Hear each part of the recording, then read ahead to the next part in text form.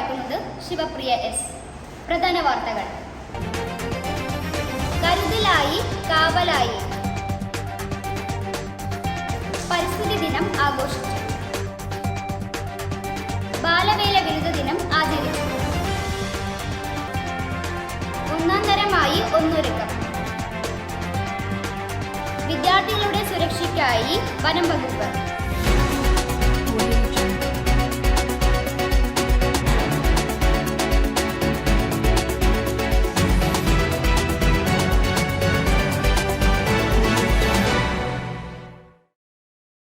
വാർത്തകൾ വിശദമായി. കരുതലായി കാവലായി സമഗ്ര ഗുണമേന്മ വിദ്യാഭ്യാസ പദ്ധതിയുടെ ഭാഗമായി ജൂൺ 3 മുതൽ വിദ്യാർത്ഥികളുടെ പ്രത്യേക ശ്രദ്ധ ആകർഷിക്കാനായി ചില ക്ലാസുകൾ നടത്താൻ വിദ്യാഭ്യാസ വകുപ്പ് നിർദ്ദേശിച്ചിരുന്നു. അധ്യാപകരായ Smitha K, Jijesh, Xavier Joseph, doctor Manju C, school കൗൺസിലറായ സൗമ്യ എന്നിവരുടെ നേതൃത്വത്തിലാണ് ഈ പരിപാടികൾ നടന്നത്. പ്രത്യേകിച്ച് നമ്മുടെ കേരളത്തിലെ ഈ ലഹരികളുടെ ഉപയോഗം വളരെ കൂടുതലാണ്. വളരെയധികം പ്രശ്നങ്ങളൊന്നും അനുഭവിക്കുന്നുണ്ട്. ഈ ലഹരി ഉപയോഗം കൂടുന്നതിൻ്റെ ഒരു കാരണം നമ്മൾക്ക് നമ്മളെ കുറിച്ച് തന്നെ ഒരു ഇഷ്ടമില്ലാത്ത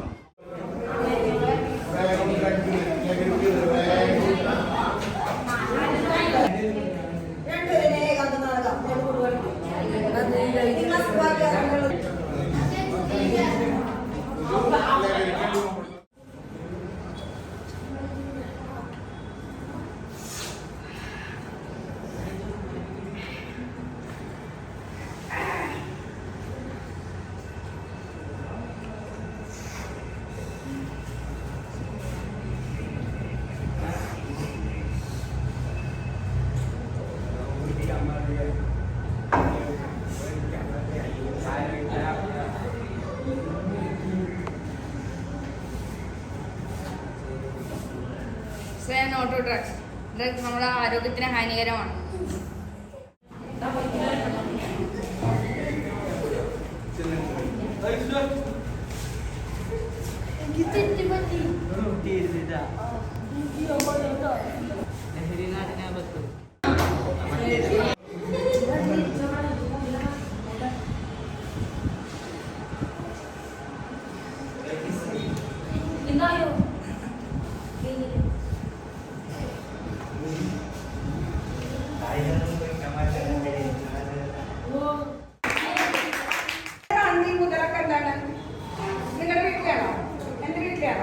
അല്ല, ഇതെല്ലാവർക്കും നിങ്ങളെ ബോധവൽക്കരിക്കാൻ വേണ്ടിയിട്ടാണ് ഈ ഒരു ക്ലാസ്.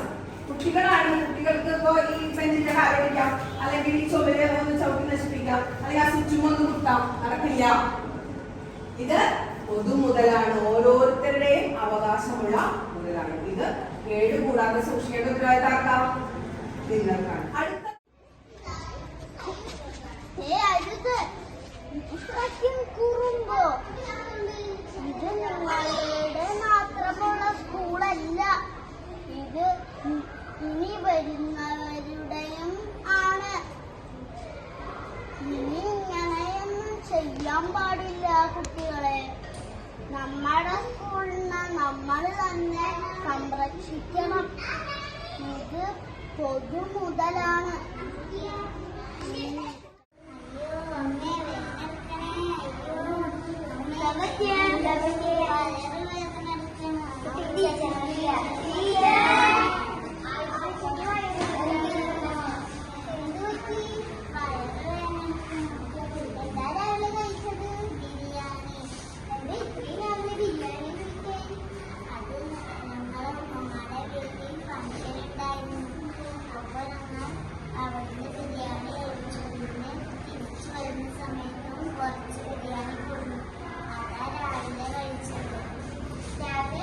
ബ്രേക്ക്ഫാസ്റ്റ് ആയി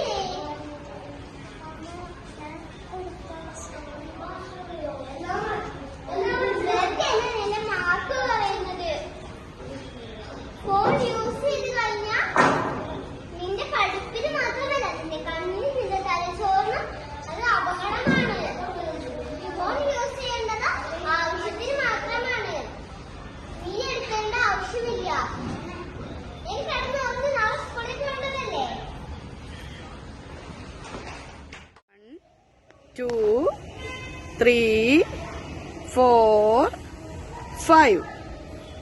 1, 2, 3, 4, 5. 1, 2, 3, 4, 5. പരിസ്ഥിതി ദിനം ആഘോഷിച്ചു. ജൂൺ 5-ന് പരിസ്ഥിതി ദിനം വിദ്യാലയത്തിൽ ആഘോഷിച്ചു. പരിസ്ഥിതി സംരക്ഷിക്കേണ്ടതിന്റെ ഭാഗമായി സ്കൂളും പരിസരവും ശുചിയാക്കി. വരും തലമുറയ്ക്ക് വേണ്ടി വിത്ത് ബോളുകൾ നിർമ്മിച്ച് സ്കൂൾ പൂന്തോട്ടത്തിൽ എറിഞ്ഞു. ഈ ബോള് ഉള്ളിൽ എന്താന്നൊക്കെ അറിയാം. വിത്താണുള്ളത്. വിത്ത് വളമൊക്കെ ചേർത്ത് ഒരു മണ്ണ് കൊണ്ട് ഉണ്ടാക്കി ഉണ്ടാക്കി ബോളുണ്ടാക്കി അത് നമ്മൾ എന്തിനാ എറിഞ്ഞാൽ കുറച്ച് ദിവസം കഴിഞ്ഞത് മുളച്ച് നല്ല ചെടിയാവും. അപ്പൊ നമ്മൾ പ്രകൃതിയെ സംരക്ഷിക്കാനായിട്ടാണ് നമ്മൾ ഇത്രയും ഫലപുഷ്ടിയായിട്ട് അത് വിത്തുള്ളിൽ വെച്ചിട്ട് ബോളുണ്ടാക്കിയിട്ടില്ല. ബാലവേല വിരുദ്ധ ദിനം ആചരിച്ചു. ജൂൺ 12-ന് ബാലവേല വിരുദ്ധ ദിനം ആചരിച്ചു. സ്കൂൾ കൗൺസിലർ സൗമ്യ ടീച്ചറുടെ നേതൃത്വത്തിൽ കുട്ടികൾ സ്കിറ്റ് അവതരിപ്പിച്ചു. 14 വയസ്സിന് താഴെ കുഞ്ഞുങ്ങളെ എവിടെ കണ്ടാലും അത് തടയണം. അവരെ പഠിപ്പിക്കാനും സ്വപ്നം കാണാനും നമ്മൾ കൈ വെക്കണം. കേട്ടല്ലോ? അപ്പൊ അതിന്റെ ഭാഗമായി നമ്മുടെ LP UP ഹൈസ്കൂൾ കുട്ടികൾ ചെറിയ ദിവസം കൊണ്ട് പഠിച്ച ഒരു സ്കിറ്റ് കം ഡാൻസ് ആണ് അവർ കാണിക്കുന്നത്. എല്ലാ സപ്പോർട്ടും നിങ്ങൾ വേണമെന്ന് അഭ്യർത്ഥിക്കുകയാണ്.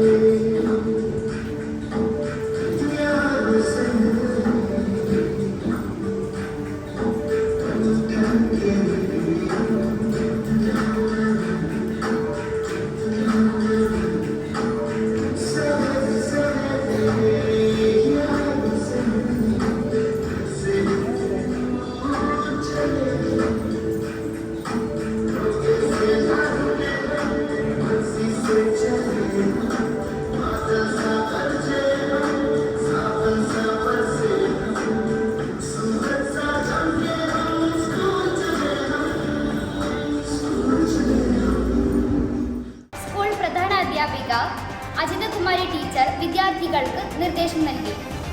പുറത്തുനിന്ന് പോയി പണിയെടുത്ത് പൈസ മേടിക്കണമെന്നുണ്ടെങ്കിൽ അത് ബാലവേല. നിങ്ങളെ ചൂഷണം ചെയ്ത് മറ്റുള്ളവരുടെ പൈസ നിങ്ങളിൽ നിന്ന് നിങ്ങൾ പണിയെടുപ്പിച്ച് പൈസ കൈപ്പറ്റുന്നുണ്ടെങ്കിൽ അതെന്തായി ബാലവേല.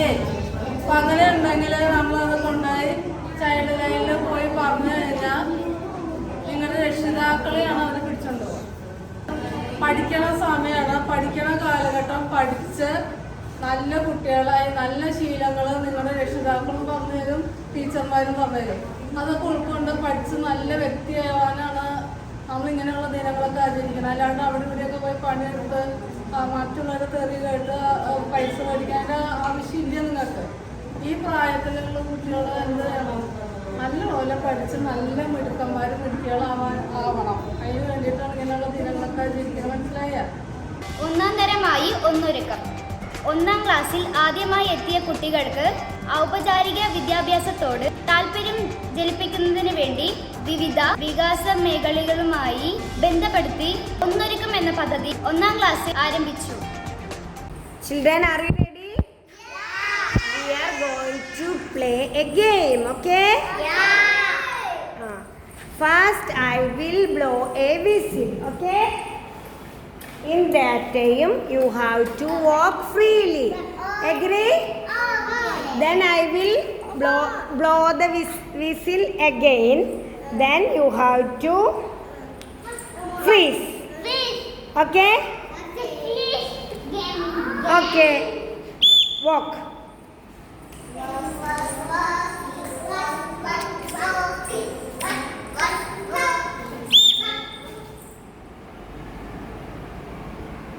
Okay, very good. Next.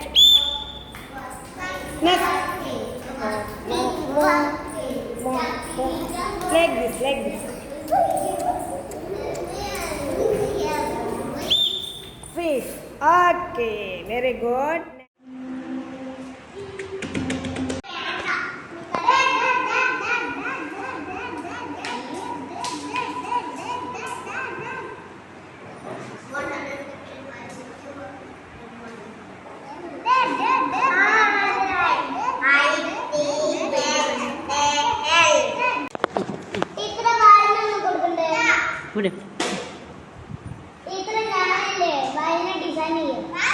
Photo എടുക്കാം.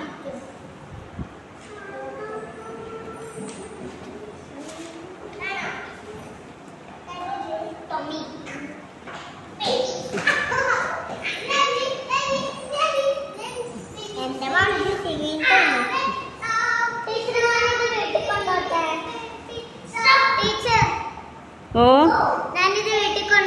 വീട്ടിൽ കൊണ്ടുപോയി കാണിച്ചിട്ട് നാളെ ടീച്ചർക്ക് കൊണ്ടുവന്ന് തരണം കേട്ടോ.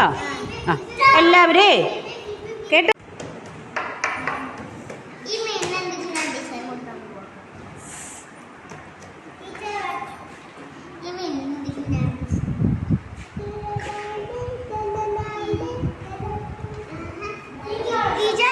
വിദ്യാർത്ഥികളുടെ സുരക്ഷയ്ക്കായി വനം വകുപ്പ്. സ്കൂൾ തുറന്ന സാഹചര്യത്തിൽ വിദ്യാലയത്തിലും വീടുകളിലും പാമ്പിനെ കണ്ടാൽ എന്ത് ചെയ്യണം, ആരെ അറിയിക്കണം എന്നതിനെക്കുറിച്ച് വനം വകുപ്പ് വിദ്യാർത്ഥികൾക്ക് ക്ലാസ് നൽകി. പാമ്പ് കടി ഏൽക്കാതിരിക്കാനുള്ള മുൻകരുതലുകളും പാമ്പ് കടിച്ചതിനു ശേഷമുള്ള പ്രതിരോധങ്ങളെക്കുറിച്ചും അവർ നമുക്ക് വ്യക്തമായി പറഞ്ഞു തന്നു.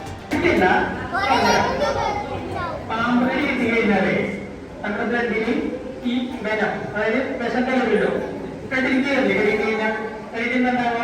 ഈ വിഷം ബ്ലഡിൽ കയറി കഴിഞ്ഞാൽ അത് ഒഴുകി നടന്നിട്ട് നമ്മുടെ ഇന്ത്യൻ ഓർഗൻസ്, ബ്രെയിനോ ലിവറോ കിഡ്നിയോ